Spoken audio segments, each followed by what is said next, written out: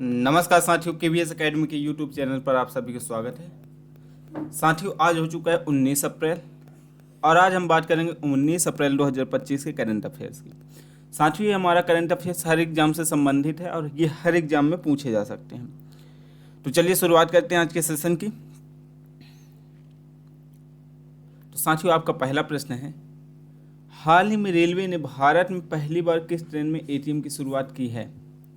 साथियों, पहला ऑप्शन है वंदे भारत एक्सप्रेस, दूसरा ऑप्शन है शताब्दी एक्सप्रेस, तीसरा ऑप्शन है पंचवटी एक्सप्रेस और साथियों चौथा ऑप्शन है राजधानी एक्सप्रेस। तो ये कहाँ किया गया है साथियों, जल्दी से बताएं आप लोग। तो ये है साथियों पंचवटी एक्सप्रेस पे, ठीक है। कहाँ? मुंबई महाराष्ट्र में। आगे चलते हैं। निम्नलिखित में तेलंगाना राज्य का लक्ष्य किस वर्ष तक 20,000 मेगावाट हरित ऊर्जा उत्पादन करना है? हरित ऊर्जा उत्पादन करना है साथियों। वर्ष 2026, वर्ष 2028, वर्ष 2023 और साथियों वर्ष 2035। क्या होगा आप लोगों का आंसर, जल्दी से बताएं। तो साथियों आपका सही आंसर होगा वर्ष 2030 तक। जी हाँ, वर्ष 2030 तक 20,000 मेगावाट हरित ऊर्जा उत्पादन करने का लक्ष्य किस राज्य का है साथियों? तो यह लक्ष्य है तेलंगाना राज्य का। क्लियर है? आगे चलते हैं। साथियों आपका अगला प्रश्न, विश्व स्वास्थ्य संगठन की रिपोर्ट के अनुसार, किसके? विश्व स्वास्थ्य संगठन की रिपोर्ट अनुसार लगभग कितने अरब लोगों को दूषित जल का उपयोग करते हैं? कितने लोग दूषित जल का उपयोग करते हैं साथियों? तो पहला 1 अरब, दूसरा 2 अरब, तीसरा 3 अरब, चौथा 4 अरब। साथियों कितने लोग करते हैं, जल्दी से बताएं। 2 अरब। अगला प्रश्न, हाल ही में अमेरिका ने चीन पर कितने प्रतिशत का टैरिफ लगाया है?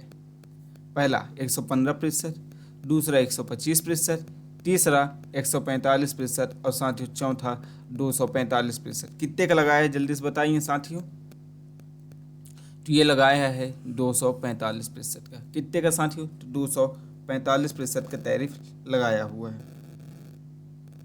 आगे चलते हैं अगले प्रश्न की ओर।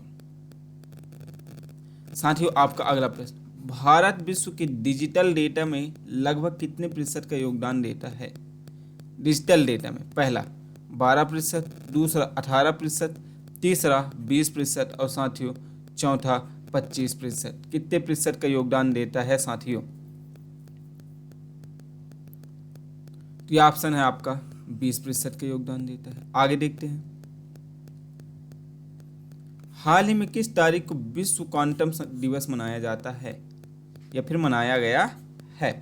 पहला 13 अप्रैल को, दूसरा ऑप्शन 14 अप्रैल को, तीसरा ऑप्शन 15 अप्रैल को और साथियों चौथा ऑप्शन है 16 अप्रैल। किस तारीख को विश्व क्वांटम दिवस मनाया जाता है? साथियों आपका आंसर है 14 अप्रैल को। जी हाँ, 14 अप्रैल को विश्व क्वांटम दिवस मनाया जाता है। आगे बात करते हैं अगले प्रश्न की। साथियों आपका अगला प्रश्न, हाल ही में आयुष मंत्रालय ने, किसने? आयुष मंत्रालय ने कहाँ राष्ट्रीय कर्मयोगी जन सेवा कार्यक्रम का एक विशेष सत्र आयोजित किया है? किसका साथियों? राष्ट्रीय कर्मयोगी जन सेवा। किस मंत्रालय द्वारा? मतलब आयुष मंत्रालय द्वारा राष्ट्रीय कर्मयोगी जन सेवा कार्यक्रम किस राज्य में स्थित चालू किया? पहला गुजरात में, दूसरा दिल्ली में, तीसरा असम में और चौथा महाराष्ट्र में। तो ये कहाँ आयोजित किया गया है साथियों? तो ये आयोजित किया गया है दिल्ली में। मतलब कि option number B is the correct answer. Clear है? आगे चलते हैं। आपका अगला प्रश्न, हाल में भारतीय नौसेना ने मौसम विज्ञान और समुद्र विज्ञान पर संगोष्ठी मतलब मेघयान 25 का संस्करण आयोजित किया है। पहला ऑप्शन है पहला, दूसरा ऑप्शन है दूसरा, तीसरा ऑप्शन है तीसरा और चौथा ऑप्शन है चौथा। तो साथियों क्या होगा आपका, जल्दी से बताइए। भारतीय नौसेना ने मौसम विज्ञान एवं समुद्र विज्ञान पर संगोष्ठी मेघयान 25 का संस्करण आयोजित किया है। कहाँ किया है? कौन सा संस्करण आयोजित किया है साथियों? तो ये तीसरा संस्करण है। कौन सा संस्करण है? तीसरा है। आगे चलते हैं। अगला प्रश्न, हाल ही में किस देश ने सर्वोच्च अदालत के कांवरे की पंचखाल नगर पालिका में चल रहे ईंट भट्टों को बंद करने का आदेश दिया? साथियों, हाल ही में किस देश ने सर्वोच्च अदालत के कांवरे की पंचखाल नगर पालिका में चल रहे ईंट भट्टों को बंद करने का आदेश दिया है?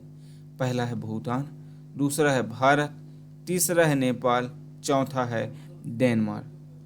तो साथियों, ये है नेपाल में। आपका सही आंसर क्या होगा? नेपाल। क्लियर? आगे चलते हैं। अगला प्रश्न, हाल ही में कहाँ 15वीं ब्रिक्स कृषि मंत्रियों की बैठक आयोजित हुई है? 15वीं ब्रिक्स कृषि मंत्रियों की बैठक आयोजित कहाँ हुई है? पहला ओमान, दूसरा ऑस्ट्रिया, तीसरा ब्राजील और चौथा सीरिया। साथियों, कहाँ हुआ जल्दी से बताएं आप लोग। तो ये हुआ है ब्राजील में। कहाँ हुआ साथियों? ब्राजील में हुआ है। आगे चलते हैं। ब्रिक्स ब्राजील, याद रखना। प्रतिवर्ष किस तारीख को विश्व धरोहर दिवस कब मनाया जाता है? पहला ऑप्शन साथियों 16 अप्रैल को, दूसरा ऑप्शन 17 अप्रैल को, तीसरा ऑप्शन 18 अप्रैल को और चौथा ऑप्शन 19 अप्रैल को। प्रतिवर्ष किस तारीख को विश्व धरोहर दिवस मनाया जाता है? तो साथियों, ये मनाया जाता है कब? 18 अप्रैल को मनाया जाता है। आगे बात करते हैं अगले प्रश्न की। साथियों, आपका अगला प्रश्न, निम्नलिखित में से किस राज्य में पहली बार खेलो इंडिया यूथ गेम्स 2025 आयोजित किया जाएगा? पहली बार खेलो इंडिया यूथ गेम 2025। पहला ऑप्शन महाराष्ट्र, दूसरा ऑप्शन बिहार, तीसरा ऑप्शन गुजरात, चौथा ऑप्शन गोवा। तो ये कहाँ आयोजित किया जाएगा साथियों? तो ये बिहार में किया जाएगा। ठीक है, इससे पहले आपको पता है महाराष्ट्र में चल ही रहा था, गोवा में भी चलता था, गुजरात में भी चलता था। अब चालू हो जाएगा कहाँ? बिहार में भी। आगे चलते हैं। हाल में भारत और उज्बेकिस्तान संयुक्त सैन्य अभ्यास कहाँ शुरू हुआ है? जी हाँ दोस्तों, हाल ही में भारत और उज्बेकिस्तान संयुक्त सैन्य अभ्यास कहाँ शुरू हुआ? पहला ऑप्शन चेन्नई में, दूसरा ऑप्शन पुणे में, तीसरा ऑप्शन नासिक में और चौथा ऑप्शन नागपुर में। तो ये कहाँ शुरुआत हुआ साथियों? तो ये हुआ है पुणे में। आगे चलते हैं। साथियों, आपका अगला प्रश्न, हाल ही में किस अभिनेता को चीन मकाओ इंटरनेशनल कॉमेडी फेस्टिवल में सम्मानित किया गया? पहला शाहरुख खान, दूसरा अमिताभ बच्चन, तीसरा सलमान खान और चौथा आमिर खान। तो साथियों, ये है आमिर खान। क्लियर है? आगे चलते हैं। हाल ही में किस राज्य में उत्खनन के कारण सबसे ऊंची जैन मूर्ति खतरे में है? राजस्थान, कर्नाटक, मध्य प्रदेश, तेलंगाना। तो साथियों, क्या होगा आपका आंसर? जल्दी से बताएं। तो ये ऑप्शन होगा तेलंगाना में। आगे चलते हैं। अगला प्रश्न, नोएडा की स्थापना कब हुई थी? जी हाँ साथियों, नोएडा की स्थापना कब हुई थी? 15 अप्रैल 1998 को। एक सेकेंड, 15 अप्रैल 1998, दूसरा 17 अप्रैल 1976, तीसरा 17 अप्रैल 1982 और चौथा ऑप्शन 15 अप्रैल 1902। तो ये कब हुआ था साथियों? तो ये हुआ था आपका 17 अप्रैल 1976 को हुआ था। इसमें क्या था साथियों? ये उत्तर प्रदेश का प्रमुख शहर है। कौन सा? नोएडा। और दिल्ली एनसीआर में शामिल। नोएडा की स्थापना किसमें? दिल्ली के एनसीआर में शामिल है। इसकी स्थापना साथियों 17 अप्रैल 1976 को हुआ था। स्थापना के वर्ष यदि वर्षों बाद अगर नोएडा को देखें तो काफ़ी तेज से शहर में विकास हुआ है। आगे चलते हैं। बैंकिंग क्षेत्र में वित्त वर्ष 2025-26 में ऋण वृद्धि का क्रिसिल में कितना अनुमान लगाया गया है? पहला 12 से 13%, दूसरा 11 से 14%, तीसरा 10 से 12% और साथ ही चौथा 17 से 19%। कितना लगाया गया है? तो साथियों, ये लगाया गया है 12 से 13%, मतलब कि option number A. Option number A आपका करेक्ट आंसर है। FY26 में ऋण वृद्धि के अनुमान को लेकर कृषि रेटिंग में बड़ी अपडेट दी है। इसके तहत ऋण वृद्धि किसमें हुई? 12-13% होने की आशंका है साथियों। आगे चलते हैं अगले प्रश्न की ओर। साथियों आपका अगला प्रश्न, वित्त वर्ष 2024-25 में भारत का सबसे बड़ा व्यापारिक साझेदार कौन रहा है? व्यापारिक साझेदार साथियों कब? 2024-25 में। पहला अमेरिका, दूसरा जापान, तीसरा रूस और चौथा श्रीलंका। कौन रहा साथियों? जल्दी से कमेंट करें आप लोग आंसर अपना।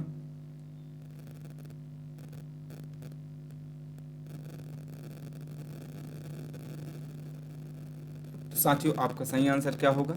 अमेरिका। अमेरिका के साथ सबसे बड़ा व्यापारिक साझेदार रहा भारत का साथियों कब? 2024-25 में। ठीक है ना। कितना रहा साथियों? 11.59% की दर से वृद्धि, निर्यात में वृद्धि। कितनी प्रतिशत वृद्धि हुई? 11.59। ठीक है, आगे चलते हैं। अगला प्रश्न, वर्ष 2023 और 2024, देखिए 2023 लिखा है और 2024 के लिए कितने विशिष्ट सैन्य अधिकारी को मैकग्रेगर मेमोरियल मेडल से सम्मानित किया गया है? किससे साथियों? 2023 और 24 में विशिष्ट सैन्य अधिकारी को। किसे? विशिष्ट सैन्य अधिकारी। कौन सा पुरस्कार से सम्मानित या मेडल से साथियों? तो मैकग्रेगर और मेमोरियल मेडल। याद रखना, मैकग्रेगर और मेमोरियल मेडल। पहला ऑप्शन 2, दूसरा ऑप्शन 3, तीसरा ऑप्शन 5 और चौथा ऑप्शन है 4। कितने लोगों को सम्मानित किया गया है साथियों? तो आपका यह सही आंसर होगा 5। जी हाँ, 5 विशिष्ट सैन्य अधिकारियों को यह सम्मानित किया गया है, जिसमें सैन्य गुप्तचर, अन्वेषण और साहसिक अभियानों में शामिल रहे 5 विशिष्ट। किस किस चीज़ में शामिल रहे तो ये देखना, सैन्य गुप्तचर, अन्वेषण और साथियों साहसिक अभियान। इसमें जो शामिल थे 5 विशिष्ट सैन्य अधिकारी, उन्हें मैकग्रेगर मेमोरियल मेडल से सम्मानित किया गया है। आगे चलते हैं साथियों आपका अगला प्रश्न, मार्च 2025 में भारत का व्यापार घाटा कितना हुआ है? किसमें साथियों? मार्च 2025 में। पहला ऑप्शन 22 अरब डॉलर, दूसरा ऑप्शन 21 अरब डॉलर, तीसरा ऑप्शन 23.1 अरब डॉलर और साथियों चौथा ऑप्शन है 21.54 अरब डॉलर। तो कितना हुआ है व्यापारिक घाटा साथियों? जल्दी से आप लोग कमेंट करें।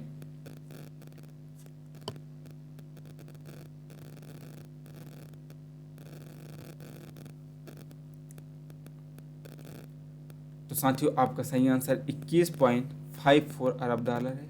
यह भारत को मार्च 2025 में तगड़ा घाटा हुआ है साथियों। बीते महीने देश का व्यापारिक घाटा कितना था? 21.54, मतलब कि option number D is the correct answer. आगे चलते हैं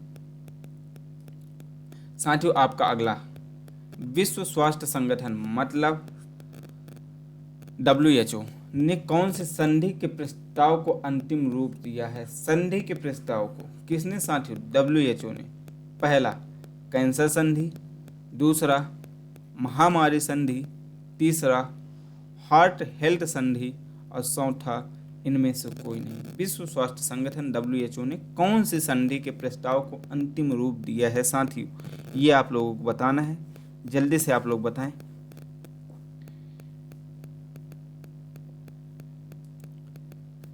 तो साथियों ये दिया है महामारी संधि को। कैसे दिया गया है साथियों? महामारी संधि को दिया गया। आगे चलते हैं अगले प्रश्न की ओर। साथियों आपका अगला प्रश्न, भारतीय नौसेना ने मेघयान 25, याद रखना भारतीय नौसेना है, यहाँ पे क्या है साथियों? नौसेना 3 प्रकार की होती हैं, जल सेना, थल सेना और नौसेना। ठीक है, नौसेना को वायुसेना बोला जाता है। ठीक है, तो साथियों भारतीय नौसेना ने मेघयान के कौन से संस्करण की मेजबानी की है? पहला ऑप्शन है पहले, दूसरा ऑप्शन है दूसरे, तीसरा ऑप्शन है तीसरे और चौथा ऑप्शन है चौथे। तो किसकी की है साथियों मेजबानी? तो उन्होंने की है तीसरे की। तीसरे मेघयान 25 में तीसरे संस्करण की मेजबानी की है साथियों। यह मौसम विज्ञान और समुद्र विज्ञान संगोष्ठी है इसके अंतर्गत तीसरे संस्करण की यह संस्करण कहाँ आयोजित हुआ है साथियों, तो दिल्ली स्थित नौसेना भवन में यह आयोजित हुआ है। साथियों आपका अगला प्रश्न, हाल ही में बनारस में किस चीज को जीआई टैग दिया गया है। जीआई टैग साथियों किस चीज को दिया गया है।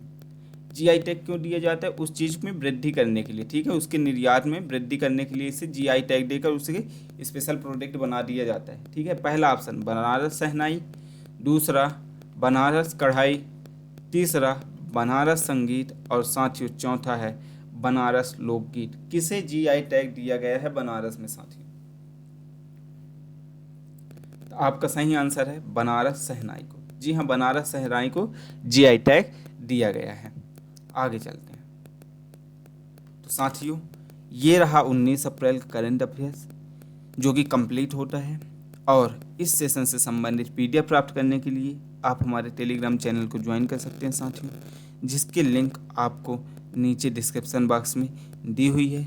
और हमारे साथ बने रहिए, जुड़े रहिए। शाम को मिलते हैं 6 बजे मैथ की क्लासेस हैं साथियों, तो उसी के साथ मिलेंगे। तब तक के लिए धन्यवाद।